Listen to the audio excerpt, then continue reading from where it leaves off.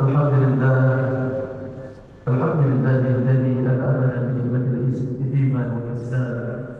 أشهد أن لا إله إلا الله وحده لا شريك له، وأشهد أن محمدا عبده ورسوله لا نبي ورسول بعده.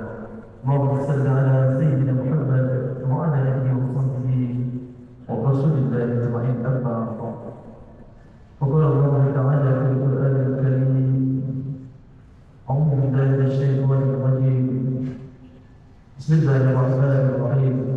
يقلب الله الليل والنهار إن في ذلك لعبرة لأولي الأبصار. صدق الله العظيم. Jemaah salat subuh yang dirahmati oleh Allah Subhanahu wa taala. Pertama, mari kita bersyukur kepada Allah Subhanahu wa taala yang mana bersama kalian beserta hidayahnya hingga pada siang hari ini kita masih diberi kesempatan, kekuatan, kesehatan dan keimanan dari Allah untuk hadir di masjid yang kita cintai ini dalam rangka yakni yang mengabdikan diri kita kepada Allah melalui salat subuh secara berjamaah.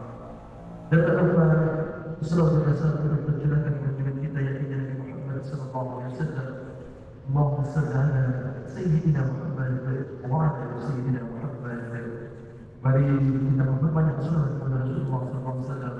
Insyaallah nantinya ketika di rumah mahsyar nanti kita akan mendapat manfaat dari Rasulullah sallallahu alaihi wasallam. Rasulullah pernah mengatakan dalam sabdanya, barang siapa yang berselawat kepadaku satu kali, maka Allah akan membalasnya dengan 10 kebaikan. Jemaah salat zuhur insyaallah dirahmati Allah Subhanahu wa taala. Kembali saya ingatkan, hari ini kita sudah berada di penghujung tahun 2024 Masehi. Sebentar lagi kita akan berjumpa dengan tahun baru Masehi 2025 Masehi. Yang mana ketika kita seorang mukmin, ketika berada di penghujung tahun, merasa begitu singkatnya waktu ini, tentu berlalunya waktu, bertambahnya tahun, tentu berkurang pula kesempatan kita untuk beramal soleh kepada Allah Subhanahu wa taala. Tentu itu sangat kerugian yang besar ketika kita tidak manfaatkan waktu di tahun 2024 ini dengan beramal soleh kepada Allah Subhanahu wa taala. Karena singkatnya waktu adalah sebuah karakteristik di akhir zaman. Sebagaimana Rasulullah SAW mengatakan, tidak akan terjadi kiamat, kata Rasulullah, hingga waktu berdekatan. Setahun bagaikan sebulan, sebulan bagaikan sepekan, sepekan bagaikan sehari, sehari bagaikan sejam, dan sejam bagaikan terbakarnya pelepah pohon kurma. Maka untuk itu jemaah sekalian, ketika kita merasakan waktu ini sangat cepat, berarti itu adalah salah satu karakteristik di akhir zaman dan tanda-tanda kecil kita akan berjumpa dengan hari kiamat atau hari pembalasan. Maka untuk itu jemaah sekalian, orang yang bahagia itu ketika di ujung tahun adalah orang yang di tahun 2024 Masehi ini dia menghabiskan waktunya untuk ketaatan kepada Allah, dia menghabiskan untuk waktunya untuk berfastabiqul khairat, berlomba-lomba dalam kebaikan, dia menghabiskan waktunya untuk menambah pundi-pundi pahalanya di sisi Allah Subhanahu wa taala, dan serta dia mengambil pelajaran setiap apa yang terjadi sepanjang tahun 2024 Masehi ini. Sebagaimana Allah berfirman dalam surah An-Nisa ayat ke-44, yuqallibullahu al-laila wan-nahar inna fi zalika la'ibratan liulil absar. Allah itu mempergantikan siang, malam dan siang. Sesungguhnya di dalam pergantian malam dan siang itu, kata Allah, terdapat pelajaran bagi orang yang mempunyai penglihatan yang tajam. Bagi orang-orang yang beriman, setiap peristiwa yang terjadi, sangat banyak yang terjadi di negeri kita ini. Ada pembunuhan, ada gantung diri, ada perjudian, perzinaan dan lain sebagainya. Itu semuanya bisa kita ambil pelajaran dan hikmah dari kejadian-kejadian tersebut. Jemaah salat zuhur yang insyaallah dirahmati Allah Subhanahu wa taala, alangkah bahagianya ketika di ujung tahun ini sepanjang tahun 2024 ini kita menghabiskan waktu kita untuk ketaatan kepada Allah Subhanahu wa taala. Kita menghabiskan waktu kita untuk memenuhi panggilan solat, memenuhi panggilan Allah untuk berjamaah di masjid, serta dengan kesadaran dan keikhlasan bahawa kita diciptakan di dunia ini untuk apa jemaah sekalian. Coba merenung sejenak jemaah. Di hujung tahun ini tinggal 7 hari, lebih kurang 7 hari lagi. Coba kita merenung sejenak, untuk apa kita ini diciptakan sekalian? Bukankah kita tahu Allah berfirman dalam surah Az-Zariyat ayat ke-56, "Wa ma khalaqtul jinna wal insa illa liya'budun." Dan tidak aku ciptakan jin dan manusia, kata Allah, kecuali untuk mengabdi, untuk tunduk, untuk beribadah kepada Allah Subhanahu wa taala. Itulah tujuan kita diciptakan. Maka sadarlah kita jemaah sekalian, ketika di penghujung tahun, dalam surah lain juga Allah berfirman dalam surah Al-Bayyinah ayat ke-5, "Wa ma umiru illa liya'budullaha mukhlisina lahu hunafa wa yuqimus salata wa yutuz zakah wa dzalika dinul qayyimah."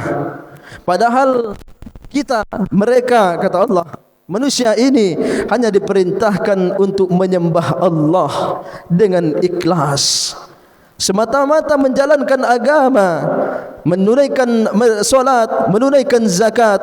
Demikian itu agama yang benar, agama yang lurus, kata Allah Subhanahu wa taala. Itulah tujuan kita diciptakan, hanya untuk menyembah kepada Allah Subhanahu wa taala. Tidak lain dan tak bukan. Makanya jemaah sekalian, setiap pekerjaan kita, apapun pekerjaan itu yang baik, maka kita iringi atau awali dengan bacaan bismillah, karena kita mengharap ridha Allah Subhanahu wa taala. Sungguh setiap pekerjaan kita itu akan mendapatkan balasan pahala dari Allah Subhanahu wa taala. Bukankah kita tahu setiap kebaikan pasti akan dibalas oleh Allah Subhanahu wa taala? Hal jazaa'ul ihsanu illal ihsan, kata Allah dalam surah Ar-Rahman. Setiap kebaikan maka Allah akan balas pula dengan kebaikan. Jemaah salat zuhur yang insyaallah dirahmati Allah Subhanahu wa taala, ketika di penghujung tahun, mari kita banyak-banyak bersyukur kepada Allah Subhanahu wa taala. Mari kita banyak-banyak merenung ketika kita merenungi apa yang harus kita lakukan untuk tahun berikutnya. Kemudian kita merenung juga, kita berseorang diri merenung ketika di tahun 2024 Masehi kemarin, amalan apa yang belum kita kerjakan, amalan apa yang sudah kita kerjakan, apakah kita sudah mengerjakan perintah-perintah Allah dengan benar ataukah belum, ataukah kita masih malas untuk ke masjid, masih malas untuk membaca Al-Quran, masih malas untuk bersedekah. Saya yakin jemaah sekalian, ada yang terakhir kali membaca Al-Quran hanya di bulan Ramadan. Saya yakin di antara kita ini jemaah sekalian, jangan sampai kita tidak membaca Al-Quran sepanjang harinya, karena kebaikan-kebaikan itu terdapat dalam Al-Quran. Satu lembar saja kita membaca Al-Quran, satu halaman saja kita membaca Al-Quran, maka kita sudah mendapatkan 5.000 kebaikan di sisi Allah Subhanahu wa taala. Seharinya kita fokuskan satu halaman membaca Al-Quran, maka mendapatkan 5.000 kebaikan di sisi Allah Subhanahu wa taala. Maka di penghujung tahun ini kembali saya ingatkan, mari kita merenung, mari kita introspeksi diri kita, mari kita evaluasi diri kita. Jangan sampai di tahun berikutnya kita masih sama dengan tahun ini. Jemaah salat zuhur insyaallah dirahmati Allah Subhanahu wa taala.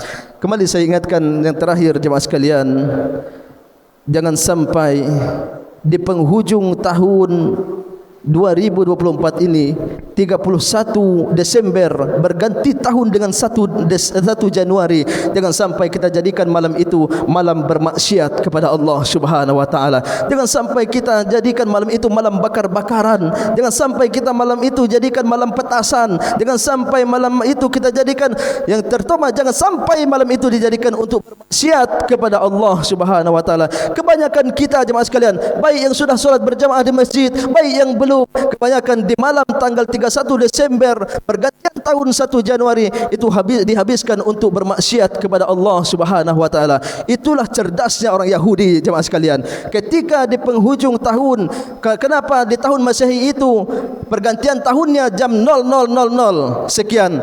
Padahal agama Islam pada tahun Hijriah berganti ketika masuk waktu maghrib. Itulah cerdiknya Yahudi, agar kita tertidur pulas, tidak bangun salat subuh ketika 1 Januari nanti. Nauzubillah min zalik. Itulah cerdiknya Yahudi, laknatullah jemaah sekalian.